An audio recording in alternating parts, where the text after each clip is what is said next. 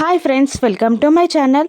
CCTV ఫుటేజ్ని check చేస్తున్న లక్ష్మీ జయదేవ్ నందన్ల దగ్గరికి మిత్ర వచ్చి ఏంటి మామ కోడళ్ళు ఏం చేస్తున్నారు అని మిత్ర అడుగుతుండగా లక్ష్మి ఇంటి దొంగని ఈశ్వరుడైనా పట్టలేరు అంటారు కదా, ఇంటి దొంగ ఎవరో కనిపెట్టడానికి సీసీటీవీ ఫుటేజ్ని చెక్ చేస్తున్నాం అని అంటూ ఉంటుంది లక్ష్మి. మరోవైపు మనీషాతో టెన్షన్గా దేవయాని మనం దొరికిపోయేలా ఉన్న మనీషా, ఆ సీసీటీవీ ఫుటేజ్లో నువ్వు బయటికి వెళ్ళి రావడం రికార్డ్ అయ్యే ఉంటుంది అని అంటూ ఉంటుంది దేవయాని. మనీషా టెన్షన్ పడుతూ ఉంటుంది. ఇక సీసీటీవీ ఫుటేజ్ని చెక్ చేసిన లక్ష్మి కోపంతో రగిలిపోతూ షాక్ అయి చూస్తూ ఉండిపోతుంది. అందులో మనీషా హడావుడిగా బయటికి వెళ్ళి రావడం అంతా రికార్డ్ అవుతూ ఉంటుంది. ఇక లక్ష్మి ఇలా అంటూ ఉంటుంది, 10-10:30 మధ్యలో మనీషా మాత్రమే ఇంటి నుండి బయటికి వెళ్ళొచ్చింది అని అంటూ ఉండగా జయదేవ్ నందన్ షాక్ అవుతూ ఉంటాడు.